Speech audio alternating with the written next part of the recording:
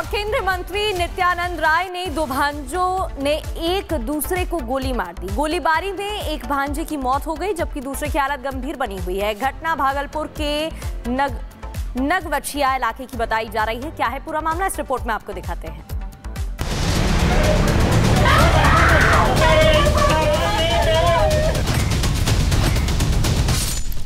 बिहार का भागलपुर जिला गुरुवार की सुबह गोलियों की तड़तड़ाहट से गूंज उठा, जहां दो भाइयों ने एक दूसरे पर गोलियों की बरसात कर दी। गोलीबारी की इस घटना की खबर मिलते ही भागलपुर से लेकर पटना तक सनसनी फैल गई, क्योंकि मरने वाला शख्स केंद्रीय मंत्री नित्यानंद राय का सगा भांजा था। हालांकि हत्यारा भी मृतक का सगा भाई और नित्यानंद राय का दूसरा भांजा निकला।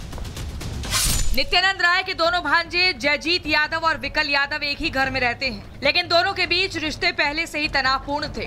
गुरुवार सुबह पानी पीने के विवाद में दोनों भाइयों के बीच बहस हो गई। बहस इतनी बढ़ गई कि विकल यादव घर के अंदर से पिस्तौल निकाल लाया और जयजीत को निशाना बनाकर फायर कर दिया। पिस्तौल की गोली जयजीत के जबड़े को तोड़ते हुए बाहर निकल गई। गोली लगते ही जयजीत नीचे गिर पड़ा, लेकिन कुछ ही पलों बाद जयजीत हिम्मत जुटाकर वापस खड़ा हो गया। इसके बाद फिर दोनों भाइयों में गुत्थम गुत्था हो गई। घायल जयजीत ने विकल से पिस्तौल छीनकर उसे ही गोली मार दी, जिससे विकल की मौके पर ही मौत हो गई। दो भाइयों में आपस में गोली चला दी है एक दूसरे पे। तो उसके बाद तुरंत ही एसएचओ को जैसी सूचना प्राप्त हुई, एसएचओ परबत्ता स्थल पे पहुंचे और बॉडीज़ जो हैं, जो दोनों जिनको गोली लगी थी घायल आदमी, उनको तुरंत ही हॉस्पिटल ले जाया गया था। जहां पर हॉस्पिटल से सूचना प्राप्त हुई कि एक जो घायल व्यक्ति था उसकी मृत्यु हो गई है, एक अभी इलाजरत है।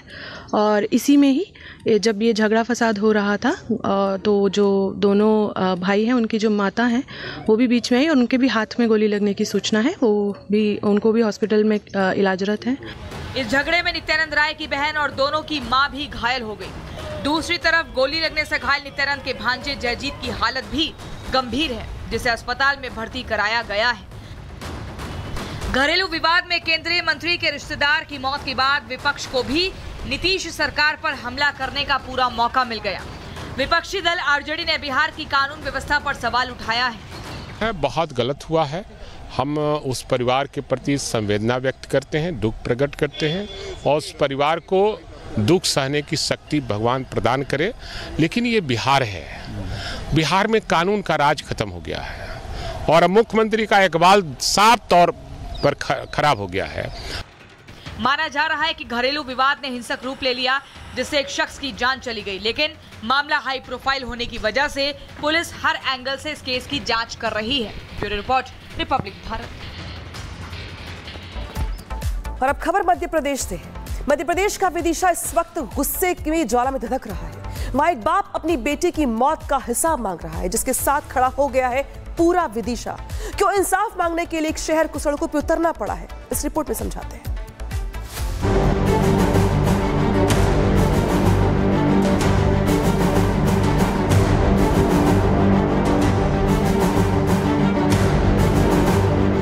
रंग पंचमी के दिन जला विदिशा। रेप मर्डर से दहल गया मध्य प्रदेश। हैवानियत पर आक्रोश, फूटा जनाक्रोश। तस्वीरें दिल दहला देने वाली है, मंजर दिलों में दहशत भर देने वाला है। विदिशा के लोग गुस्से में हैं और लोगों का गुस्सा विदिशा के गांव उमरछा में आक्रोश बनकर फूट रहा है। चारों तरफ बस आग है, हाहाकार है और गुस्से से धधकते लोगों का आक्रोश। विदिशा के उमरछा गांव में शांति बहाल करने के लिए पुलिस फ्लैग मार्च कर रही है। आप तस्वीरें मेरे पीछे देखिए। तमाम जो पुलिस के वरिष्ठ अफसर हैं, इनके साथ जो बाहर से फोर्स मंगाया गया, वो सभी उमरछा गांव में जहां पर की हिंसा हुई थी, आगजनी हुई थी, तोड़फोड़ हुई थी, उन गलियों से निकल रही है। लोगों से संवाद भी स्थापित कर रहे हैं और लोगों को ये भरोसा दिला रहे हैं कि अब यहाँ पर किसी तरह की हिंसा ना हो। इसके लिए यहाँ पर पुलिस तैनात है और अगर किसी ने कोई हिंसा की कोशिश की तो उस पर कार्रवाई भी होगी। इसी गाँव में एक युवती की संदिग्ध मौत हुई, जिसके बाद युवती के परिजनों ने आरोप लगाए कि उसकी हत्या की गई है और हत्या करने वाला दूसरे समुदाय से आता है। इसके बाद यहाँ पर लोगों का गुस्सा फूटा, यहाँ पर तोड़फोड़ की गई, आगजनी हुई। दरअसल विदिशा में लोगों के इस गुस्से के पीछे उमरछा गांव की एक लड़की की संदिग्ध परिस्थिति में हुई मौत है, जिसे लेकर लड़की के घर वालों का आरोप है कि गांव के ही एक मुस्लिम लड़के ने रेप के बाद उसकी जघन्य हत्या कर दी और लाश को फंदे से लटका दिया। मेरी बहन थी जो फांसी के फंदे पर लटकी हुई थी और मुबारक नाम का लड़का वहाँ खड़ा हुआ था। मैंने उसको चिल्लाया, सो वो पहले सीढ़ियों से छत की ओर भागा। सीढ़ियों पे से मैंने खींच के थोड़ा बहुत मारा पीटा और फिर ये मैं दरवाजे से वो निकल के खेत तरफ भाग गया। फंदे पर लटकी हुई थी, हाथ की नसें कटी हुई थी 2-4 जगह से। इस दिल दहला देने वाली वारदात के खिलाफ गुस्सा सिर्फ लड़की के परिवार में ही नहीं बल्कि पूरा गांव गुस्से से उबल रहा है। पूरा गांव आरोपी के खिलाफ बुलडोजर एक्शन की मांग कर रहा है। लेकिन इस मामले ने बीते रोज तब तूल पकड़ लिया जब घटना से नाराज युवती के परिजन लड़की का शव लेकर हाईवे पर पहुंचे और उन्होंने सड़क को जाम कर दिया, जिसके बाद लोगों का गुस्सा ऐसा भड़का कि गुस्साई भीड़ ने आरोपी के घर समेत 3 घरों में आग लगा दी और वहाँ खड़े वाहनों में तोड़फोड़ करनी शुरू कर दी। हालांकि मामला बिगड़ता देख विदिशा पुलिस फौरन एक्शन में आई और पुलिस ने बेकाबू भीड़ को कंट्रोल करने के लिए फौरन पूरे इलाके को छावनी में तब्दील कर दिया। लेकिन फ्लैगमार्च के बावजूद लोगों के मन से वो गुस्सा खत्म होने का नाम नहीं ले रहा है। दरिंदगी की शिकार बनी बच्ची के पिता बिलक बिलक कर रो रहे हैं और लोग अंदर ही अंदर गुस्से से धधक रहे हैं। ये बच्ची घर अकेली थी तो वो न जाने यहाँ से आया है, उसने क्या किया और उसका हाथ काटा है और फिर फंदे पर लटकाई और जो छोटा बच्चा आ गया सब उसने ये गेट खोला।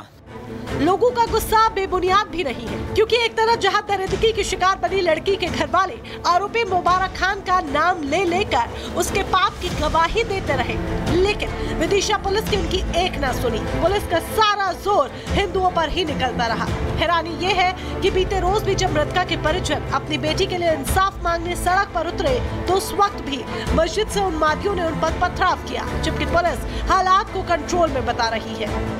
एक बच्ची के द्वारा फांसी लगाने की घटना घटित हुई थी कल। उसमें जो आरोपी है वो दूसरे संप्रदाय का आरोपी है। जो प्रथम दृष्टया साक्ष्य आए हैं उसमें तत्काल थाना बलवारी गुरवाई में आत्महत्या का दोषी के लिए प्रथम सूचना पत्र पंजीबद्ध कर लिया था। आरोपी की गिरफ्तारी भी की जा चुकी है। अब इसके बाद जो भी साक्ष्य मिलते जाएंगे उसमें वैधानिक कार्रवाई करेंगे। कुल मिलाकर पुलिस ने लाठी के जोर पर इस मामले को ठंडे बस्ते में डाल दिया है। इंसाफ की आवाज को कुचलने का कानूनी दांवपेच जारी है। अब देखना यह होगा कि बहरे हो चुके सिस्टम को इस पिता की दर्द भरी चित्कार सुनाई देती है या फिर नहीं। Bureau report, Republic Bharat.